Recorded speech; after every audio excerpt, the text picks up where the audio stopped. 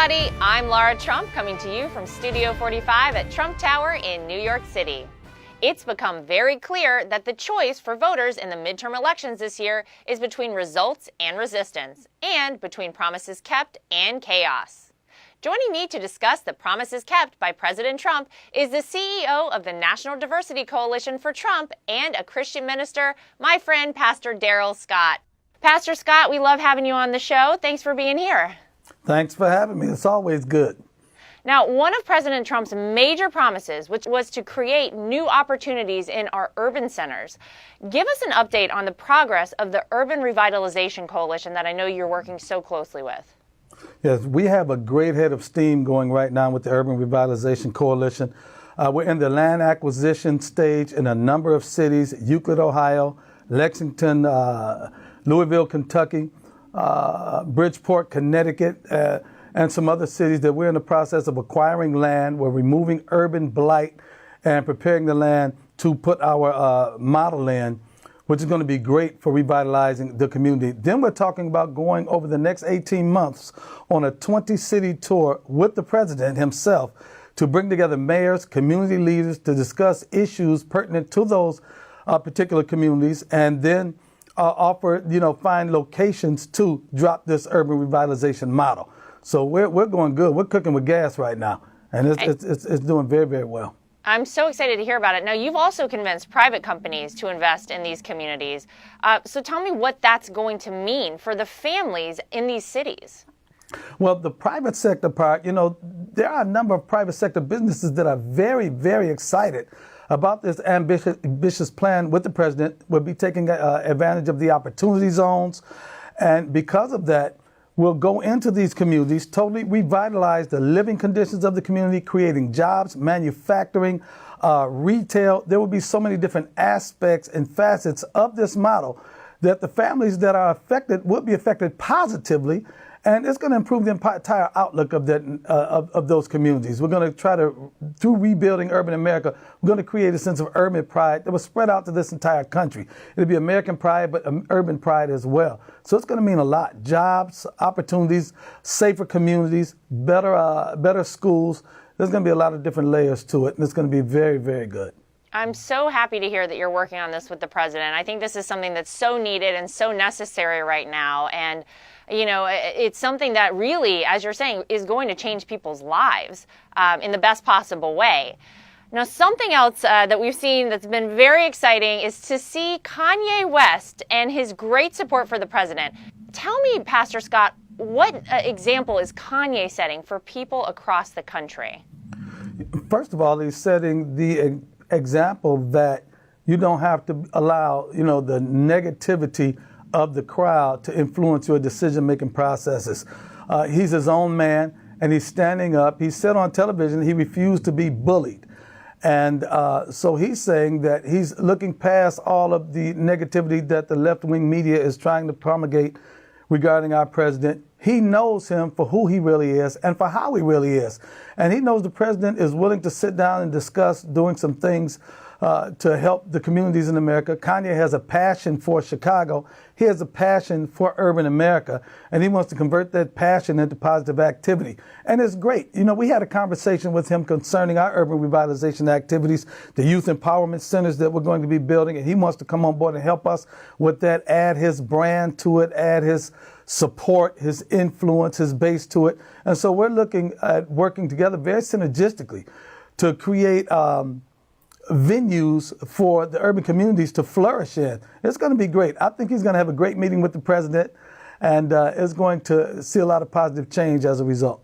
I'm so proud of him for standing up and speaking out for the fact that he supports the president. And don't forget, this president has delivered results, Pastor Scott, for communities all across this country, including the African-American community, including, urban communities. He's working on things like we're just talking about. I think Kanye gets that. And I think he's saying, hey, everybody, look at what this president is doing. The media likes to portray him one way, but here are real results that are impacting people's lives every single day. I'm so proud of him for standing up for what he believes in, for backing the president. we know they don't make it easy on any of us to be supporters of the president in the mainstream media. I think it's really, really huge that he did that. I think that he's making people sit up and pay attention, and he's telling them, listen, it's okay to speak out and support this man. It's okay to stand up for something that you believe in, even if a lot of people are telling you not to. I think it's fantastic. I'm really excited for this meeting that he and the president are going to have, and I'm excited to hear that he wants to work with you as well. I think it's so, so important. But I want to get your perspective on something, because the media, Pastor Scott, loves to say that this president has a problem with race issues, that they question him often. Don't Kanye and his wife Kim Kardashian completely discredit that media narrative about the president and race? Yes, they do. I mean, Kanye West has a relationship with the president that predates the campaign in 2016, and he reflects and he remembers that relationship and says, hey, wait a minute, when did this guy all of a sudden become a racist? Kanye West and Kim Kardashian, they're fearless enough to say, hey, listen, this guy is not like that at all. I know it. You know it. Listen, Laura, he's been a friend of mine for a long time. I myself helped dispel that narrative. I'm a stand-up guy. I came out the inner city. I come from the streets. And I know full well he's not that way. And you know what? America knows he's not that way. I think you're right. I think you're totally right. Every 4 years, the Democrats come out with pin the racist, like pin the tail on the donkey, it's pin the racist on the Republican. When Kanye West said that George Bush didn't care about black people, the black community embraced him and thought he was a hero. But now that he embraces President Trump because he knows Trump is an everyman person. And they don't like that, but it's political, and he knows it. And I think him and Kim, the fact that they're coming out like this, not allowing themselves to be bullied by the crowd, that is causing a lot of people to have courage as well, because courage is contagious. Sometimes it just takes one or two to speak up and other people would join in. And I don't believe I think that accusation is running out of gas. It's running out of steam. It's getting old and tired. I agree. Well, because he disproves it all the time. I think that Kanye West and Kim Kardashian, probably much to many people's surprise, could go down in history as doing something really great for the country, because they are allowing people to say, wait a minute, I also support the president. I haven't really spoken out about it. They're giving people, like you're saying, the courage to do that. I think it's so, so important.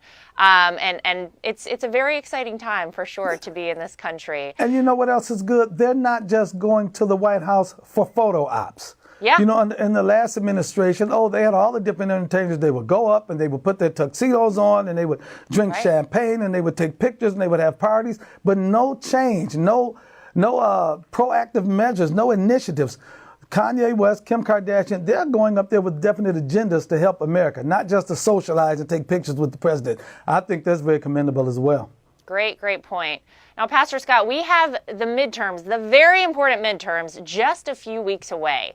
What are you telling your audiences about the need to support Donald Trump in the midterms so he can keep fulfilling all these great promises?